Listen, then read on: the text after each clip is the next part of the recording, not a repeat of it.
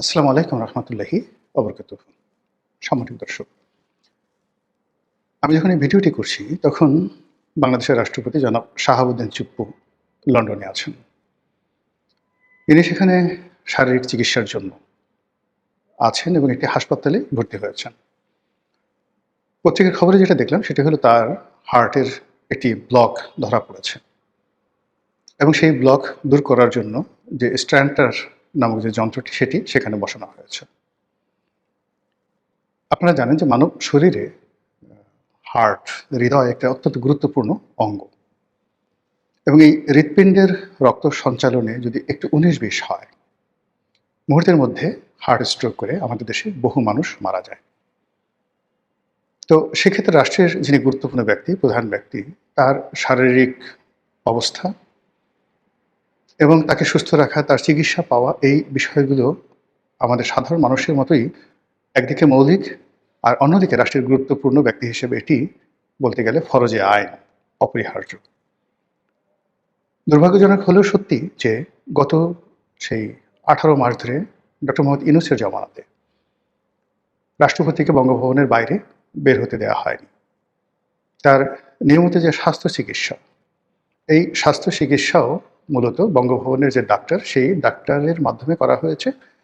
আর সেই ডাক্তার, বঙ্গভবনের যিনি ডাক্তার, তার কোনো সাধ্য নেই স্বাস্থ্য উপদেষ্টা কিংবা প্রধান উপদেষ্টা ডক্টর মোহাম্মদ ইউনূসের বাইরে গিয়ে একটি শব্দ করা। রাষ্ট্রপতি যে পদ, এই পদে কে শাহাবুদ্দিন চুপ্পু আছেন কিংবা অন্য কোনো ব্যক্তি আছেন, কে ইয়াজউদ্দিন সাহেব আছেন, does not matter, as long as তিনি যখন বঙ্গভবনে আছেন ততক্ষণ পর্যন্ত তিনি এ জাতির মুরব্বী, এ রাষ্ট্রের প্রথম ব্যক্তি, এ রাষ্ট্রের সম্মান এবং মর্যাদার প্রতীক। আমরা বাঙালি জাতি যে প্রতি বছর প্রায় ৭ লক্ষ ৮ লক্ষ কোটি টাকার আমরা বাজেট প্রণয়ন করি আমাদের টাকা দিয়ে। সেই টাকা দিয়ে আমরা অনেক কিছু খরচ করি, বিভিন্ন জেলাতে ডাকবাংলো রাখি, রেস্ট হাউস রাখি, দেশে বিদেশে অসংখ্য কোটি কোটি টাকা খরচ হয়। পৃথিবীর যে সকল দেশে আমাদের রাষ্ট্রদূত রয়েছেন, বাংলাদেশে দেখা গেল একজন সচিব তিনি টয়োটা করোলা গাড়ি ব্যবহার করেন, কিন্তু আমেরিকাতে, চায়নাতে, ইভেন ভুটানে আমাদের যে রাষ্ট্রদূত, সেই রাষ্ট্রদূত তাদের সম্মান এবং মর্যাদা আন্তর্জাতিক মানে রাখার জন্য আমরা তাদেরকে ডলারে বেতন দেই। আমরা তাদের ব্যবহার করার জন্য মার্সিডিস, বিএমডাব্লিউ সিরিজের গাড়ি দেই এবং অন্যান্য রাষ্ট্রদূতের সঙ্গে দেখা সাক্ষাৎ করার জন্য তারা যাতে 5 স্টার হোটেলে বসে মিটিং করতে পারেন, এই জন্য তাদের বাজেট বরাদ্দ থাকে। এটা রাষ্ট্রের মান মর্যাদার ব্যাপার। অনেক রাষ্ট্র খুব বড় হয়ে যায়, যেমন কানাডা, অস্ট্রেলিয়া, তারপর ধরুন জার্মানি।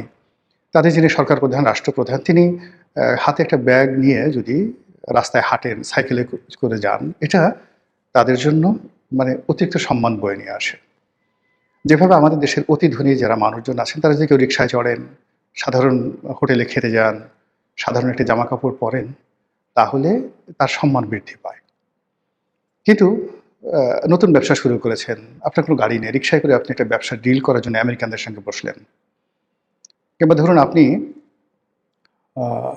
একজন ধনী মানুষের সাথে একটা বৈঠক করতে চান, সম্পর্ক করতে চান, ঠিক সেই সময়টাতে আপনার পোশাক আশাক থেকে শুরু করে সব কিছু সেখানে শালীন হতে হয়।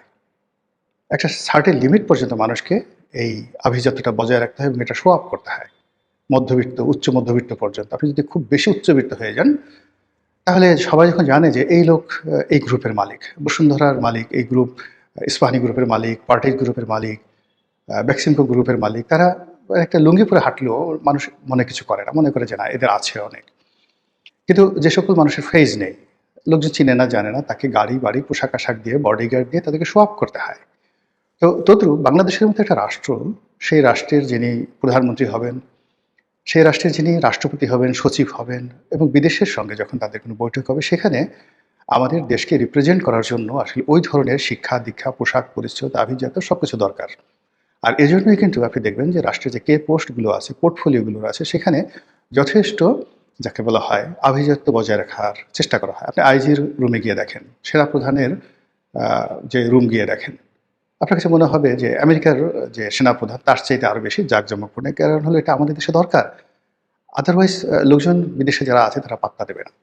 তো সেই অর্থে আমাদের বঙ্গভবন, আমাদের গণভবনে আমরা সাজসজ্জা করি। আমাদের এখানে অনেক খরচ হয়। আমাদের রাষ্ট্রপ্রধানরা, সরকার প্রধানরা অনেক সময় বিদেশে যান চিকিৎসা করার জন্য, কিংবা চার্টার প্লেনে করে যান। এগুলো নিয়ে অনেক আলোচনা হয়, সমালোচনা হয়। আমরা শুধুমাত্র পশ্চিমা দেশের সঙ্গে তুলনা করি। কিন্তু আমরা এটা চিন্তা করি না যে বিদেশের মাটিতে বাংলাদেশের যে রাষ্ট্রপ্রধান, সরকার প্রধান, সেক্রেটারি, নাগরিক, বাংলাদেশের পাসপোর্ট, সেখানে তারা কিভাবে এগুলোকে মূল্যায়ন করে। এটা আমরা বিস্তার বিশ্লেষণ করি না। তো কাজেই আমি মনে করি যে আমাদের এই দেশটি একটা উন্নত পর্যায়ে না হওয়া পর্যন্ত রাষ্ট্রের যে কে পোস্টগুলো আছে সেখানে এই আভিজাত্যগুলো দরকার রয়েছে। এগুলো যাতে আরও শানিত হয়, এদের মান মর্যাদা আরও যাতে বাড়ে, এই জন্য এই পদগুলোতে রাষ্ট্রপতি, প্রধানমন্ত্রী, সেখানে ভালো লোক নিয়োগ করা উচিত, জ্ঞানী লোক নিয়োগ করা উচিত, সম্মানিত লোক নিয়োগ করা উচিত। দিস ইজ প্রথম। আর সেকেন্ডলি হলো যে এই পোর্টফোলিওগুলোতে যে সকল রাষ্ট্রীয় সুযোগ সুবিধা রয়েছে সেগুলো এনশিওর করা উচিত, এবং কোনো অবস্থাতেই জাতিগতভাবে আমরা এই সকল পদে যারা আছে তাদেরকে অপমান আমরা করব না, করতে পারি না। তো সেই দিক বিবেচনায় আমাদের বাংলাদেশে অনেক রাষ্ট্রপতি এসেছেন, কিন্তু জনাব শাহাবুদ্দিন চুপ্পুকে গত 18 মাস অর্থাৎ ইংরেজ জমানাতে যে অপমান করা হয়েছে, যে লাঞ্ছনা দেওয়া হয়েছে, যে গঞ্জনা দেওয়া হয়েছে, এটা শুধু বাংলাদেশ নয়, এমন কোনো রাষ্ট্রপতি এশিয়াতে অপমানিত হয়েছেন গত 50 বছরে আমার জানা নেই। Number one. নাম্বার টু হলো যে এই ভদ্রলোকটা একেবারে জানাতেন লোক না। তিনি একজন বীর মুক্তিযোদ্ধা, একজন অবসরপ্রাপ্ত জেলা জজ, মানে জজিয়াতে এটা যখন তিনি জজ হিসেবে দায়িত্বরত থাকবেন, এটা একজন সচিব পদমর্যাদার পদ। সেখান থেকে তিনি দুর্নীতি দমন কমিশনের কমিশনার হিসেবে দায়িত্ব পালন করেছেন। লেখাপড়া জানা এই মানুষটিকে রাষ্ট্রপতি হিসেবে নিয়োগ দিয়েছে আওয়ামী লীগ সরকার। শেখ হাসিনা ফ্যাসিস্ট, সে চলে গেছে, উচ্ছেদ হয়েছে। এছাড়া তো আপনি আর অন্য কোনো অভিযোগ তার বিরুদ্ধে নেই। এখন তাকে আপনার পছন্দ নয়, আপনি তাকে জেলে নিতে চান, তাকে পদচ্যুত করেন, তাকে জেলে নিয়ে যান, কিন্তু অ্যাজ লং অ্যাজ আপনি যতক্ষণ পর্যন্ত তাকে রেখেছেন স্বপদে, তাকে তো মর্যাদা দিতে হবে, অসম্মান করা যাবে না।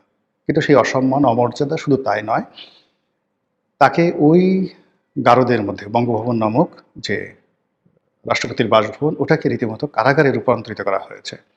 সেই কারাগারের মধ্যে ঢুকিয়ে যে প্রেশার দেওয়া হয়েছে, যে চাপ দেওয়া হয়েছে, যে তাপ দেওয়া হয়েছে, এতে করে এই লোকটি সেখানে হার্ট স্ট্রোক করে তিনি মারা যেতে পারতেন, এবং তার চিকিৎসা দরকার। এটা আমরা অনেক সময় ঠাট্টা করেছি, মস্কারা করেছি। ইভেন এইবারে যখন তিনি লন্ডনে যাচ্ছিলেন, অনেক মানুষ বলার চেষ্টা করেছে যে কেন তার এখানে যাওয়ার দরকার, তো তিনি তো এখানে এই কাজগুলো করতে পারতেন। এখন আমাদের বাংলাদেশে যে সমস্যা হয়ে গেল কি, বাংলাদেশের ডাক্তারদের মধ্যে, হাসপাতালদের মধ্যে যে কি বলবো, এটা দলবাজি এমন অবস্থা হয়ে গেছে যে একটা নির্দিষ্ট পর্যায়ে এসে মানুষের বিশ্বাস থাকে না। যেমন বেগম জিয়ার অসুখ ছিল, এখন তিনি তার পছন্দের, যেমন এভার কেয়ারে তাকে চিকিৎসা দেওয়া হয়েছে, তিনি ঢাকা মেডিকেল সবচেয়ে বেস্ট ফ্যাসিলিটিস, সেখানে তিনি নিতে রাজি ছিলেন না। এভার কেয়ারের চেয়ে ঢাকা মেডিকেলের ফ্যাসিলিটিস অনেক অনেক বেশি, যারা ডাক্তার আছেন তাদের যোগ্যতাও সীমাহীন। কিন্তু ওই যে বেগম জিয়ার একটা ভয় ছিল যে যদি সেই আওয়ামী লীগের কোনো ডাক্তার থাকে এবং সে চিকিৎসার নামে সেখানে অপচিকিৎসা করে, তো এই যে একটা ভয় এবং আতঙ্ক, এটা যখনই কোনো একটা মানুষ সর্বোচ্চ পর্যায়ে পৌঁছে যায় এবং তার যখন নিরাপত্তার প্রয়োজন হয়, তখন এই জিনিসগুলো তার মধ্যে এসে যায়। তো এই সমস্ত কারণে কি হলো, আমাদের দেশের বড় বড় মানুষ যারা আছে, যাদের মনে হয় যে তাদের অনেক শত্রু রয়েছে, এবং তারা অসুস্থ হয়ে গেলে, হাসপাতালে রোটিতে গেলে তার শত্রুরা এই সুযোগ নিতে পারে, এই ভয় সাধারণ মানুষের নেই, আপনার আমার নেই। কিন্তু যারা মন্ত্রী আছেন, এমপি আছেন, বড় বড় এমপি, আবার জানাতেন এমপি না, বড় বড় এমপি, যাদের অনেক শত্রু আছে, বড় বড় ব্যবসায়ী আছে, ইভেন তার অফিসে যেমন দেখা গেল হাজার কোটি টাকার ব্যবসা, তার পার্টনার আছে, তাকে মেরে ফেলতে চায়, তখন সে করে কি, সিঙ্গাপুর চলে যায়, অন্য একটা দেশে চলে যায়, যেখানে তার একটা বিশ্বাস থাকে যে এখানে যে অস্ত্রোপচারের যে অস্ত্র, সেখানে বিষ মাখানোর সাধ্য স্বয়ং রাষ্ট্রপ্রধান বা সরকার প্রধানও নাই, like Singapore, like Bangkok, like USA, like UK, এই সমস্ত দেশে। ফলে এই যে আমাদের দেশের বিভিন্ন মানুষ বিভিন্ন দেশে যায়, এটার কতগুলো মনস্তাত্ত্বিক বিষয় রয়েছে। চিকিৎসা একটা মনস্তাত্ত্বিক বিষয়। তো সেদিক থেকে রাষ্ট্রপতি যখন ইংল্যান্ডে গেলেন, তখন সবাই ঠাট্টা করেছেন, মস্করা করেছেন যে কি দরকার ছিল একটা আবর্জনাকে টানার, শেখ হাসিনার একটা আবর্জনা, সেটাকে আমরা এখনো মাথায় করে ঘুরছি। কিন্তু যখন সেখানে চিকিৎসা করার পরে দেখা গেল যে ইংল্যান্ডের হাসপাতালে তার হার্টে ব্লক ধরা পড়েছে, এবং সেই হার্টের ব্লক নিয়েই তিনি এতদিন এই দুর্বিষহ জীবনযাপন করছেন বঙ্গভবনের মধ্যে।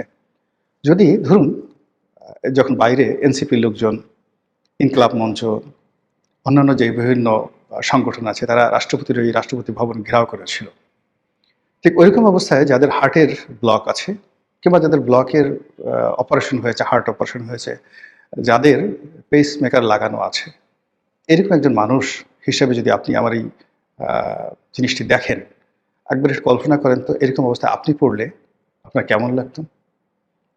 এখন আপনি যত খারাপ হন না কেন, কিন্তু আপনার তো স্ত্রী আছে, আপনার সন্তান, সন্ততির সবকিছু আছে, যারা আপনাকে অনেক, অনেক ভালোবাসে।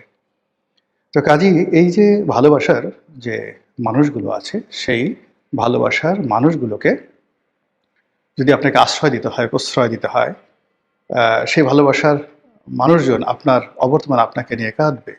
পৃথিবীর সবচেয়ে ডাকাত যে মানুষটি, তারও স্ত্রী তার জন্য কাঁদে। তার স্ত্রী তাকে নিয়ে ভালোবাসে। তদ্রূপ রাষ্ট্রপতি যারা সন্তান আছেন, নাতি আছে, পুতি আছে, স্ত্রী আছে, আত্মীয়-স্বজন, ভাই-বোন আছে। তো তাদের কাছে তো তিনি রাষ্ট্রপতি নন, তিনি একজন চুপ্পু, তিনি একজন মানুষ। সেই মানুষটি সেই বুকের ব্যথা নিয়ে, ব্যামো নিয়ে এই ২ বছর যাবৎ সে আ কার্যত বন্দী অবস্থায় ছিল ইউনূস সাহেবের জমানাতে। এখন এটা কি তার নিয়তির ফল বলবেন? ডক্টর মোহাম্মদ ইউনূসের নিষ্ঠুরতা বলবেন? অভদ্রতা বলবেন? নাকি আমাদের বাঙালি জাতির যে চিরাচরিত কালচার, সেই চিরাচরিত কালচার অনুযায়ী আমরা সবসময় মানুষকে যাকে বলা হয় ছোট করি, মানুষকে কষ্ট দিয়ে আনন্দ পাই, মানুষকে গালাগাল করে আনন্দ পাই, সেইরকম। মহান আল্লাহ আমাদের সবাইকে হেদায়েত দান করুন এবং হেফাজত করুন। আসসালামু আলাইকুম ওয়া রাহমাতুল্লাহি ওয়া বারাকাতুহু।